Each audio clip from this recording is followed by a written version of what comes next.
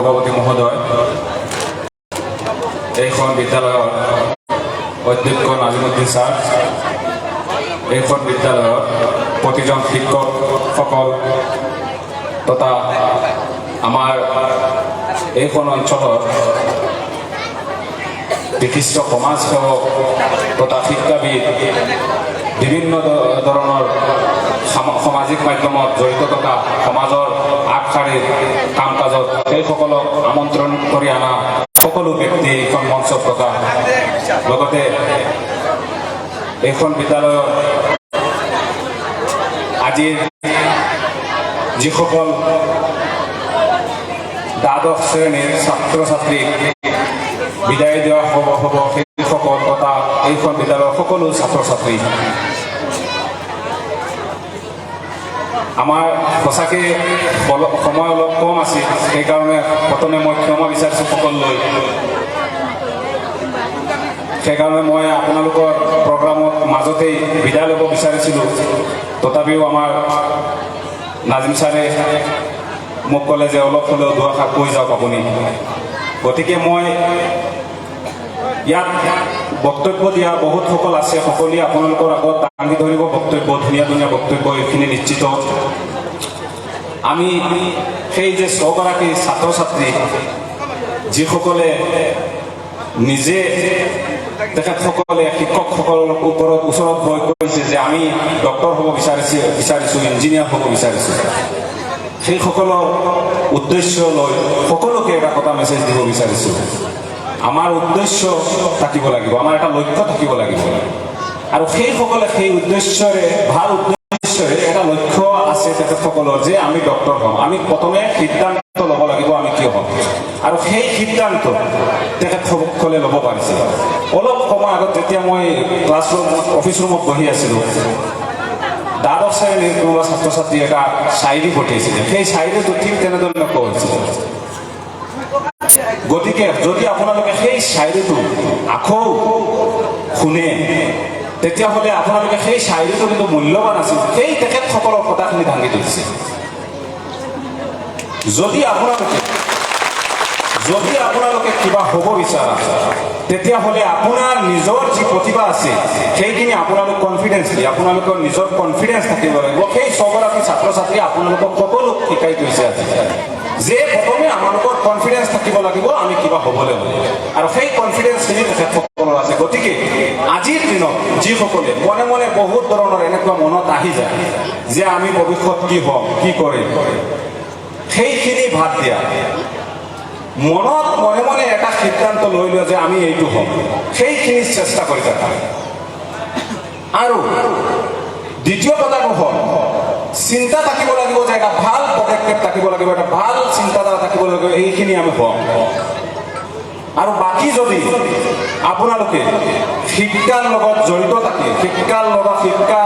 প্ৰতি আপোনালোকৰ চেষ্টা থাকে, নিশ্চিতভাৱে আপোনালোক হ'ব পাৰিবা, সেয়া নিশ্চিত। কিন্তু মনত যদি থাকে আমাৰ আজি ইটো কালি সিটো, তেতিয়াহ'লে আমি কেতিয়াও একো হ'ব নোৱাৰিম।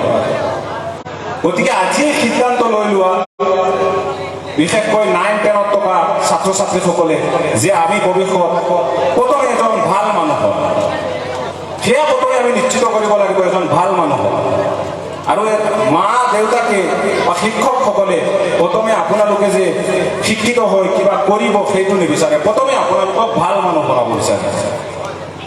গতিকে আমি প্ৰথমে কি হ'ব বিচাৰিম, এজন ভাল মানুহ হ'ব বিচাৰিম। আৰু সেই ভাল মানুহ হ'বলৈ হ'লে আপোনালোকৰ শিক্ষাগুৰুসকলে যে নীতি শিক্ষা,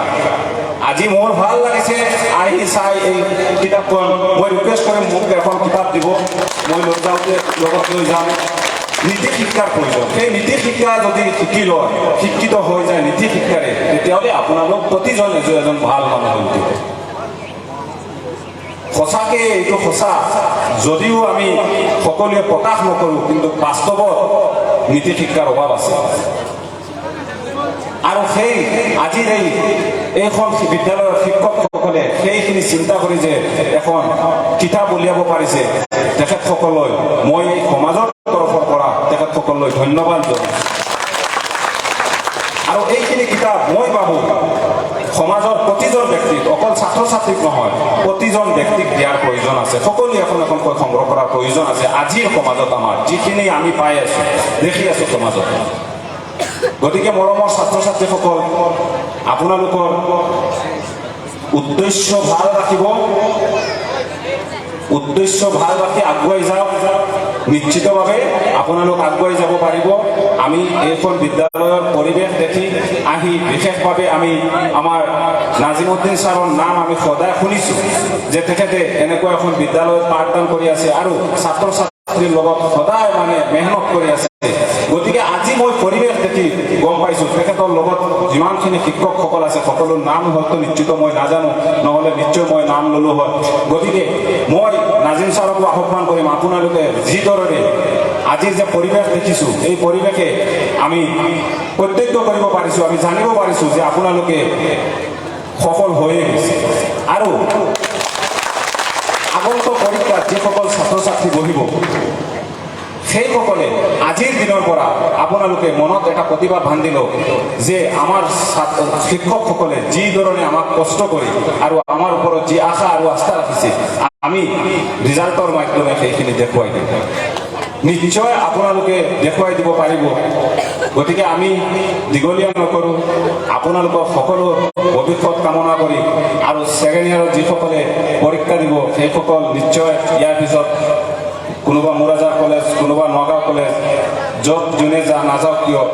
আমাক পাব আমি তাতে আছোঁ নগাঁও গ'লেও যদি কিবা সহায় সহযোগিতা লাগে আমি আপোনালোকক আগুৱাই লৈ যোৱাৰ ক্ষেত্ৰত আমি আছোঁ শাহাবুদ্দিন ভাই আছে শাহাবুদ্দিন ভাই তাৰিফ কৰিলে কিমান আৰু কৰিম আপোনালোকে যেতিয়া বিচাৰিব তেখেতক পাব এনেকুৱা ধৰণৰ সহায় সহযোগিতা কৰে তেখেতে সদায় গতিকে আপোনালোকে কেতিয়াও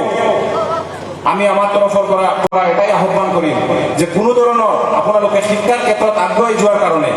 কোনো ধৰণৰ প্ৰব্লেম ফেচ কৰিলে এইসকল মানুহক মনত পেলাব নিশ্চিতভাৱে আপোনালোকে সহায় সহযোগিতা পাব আৰু আপোনালোক এইখন বিদ্যালয় শেষ হোৱাৰ পিছত আজিৰ যি বিদায় সভা এই কিছুমান বিদায় তাকে আমাক খান্দিব লাগে এইখন বিদায় এটা ফূৰ্তিৰ বিদায় গতিকে আপোনালোকক বিদায় দিব আমি বেলেগ কলেজত আমাৰ শিক্ষকসকলে আপোনালোকক আকৌ আঁকোৱালি ল'ব এইখন কলেজৰ পৰা যি পৰিৱেশ পাই গৈছা নিশ্চয় তাত গৈ এনেকুৱা পাবা আৰু উন্নত মানৰো পাব পাৰে নিশ্চিতভাৱে এইখনতো উন্নত মানৰ পাইছা গতিকে সকলো ভৱিষ্যত কামনা কৰি সকলো যাতে আগুৱাই যাওক আজি সকলে যিসকলে ৰিজাল্ট কৰিব ভৱিষ্যত আপোনালোকেও সেই ধৰণে ভালকৈ ৰিজাল্ট কৰিব পাৰিব বুলি আমি আশা ৰাখি আপোনালোকৰ ভৱিষ্যত উজ্জ্বল কামনা কৰি মোৰ বক্তব্য আলোচনা ধন্যবাদ লগতে আপোনালোকৰ পৰা বিদায় লৈছোঁ ভৱিষ্যত দেখা পাব ধন্যবাদ সোহেল আহমেদ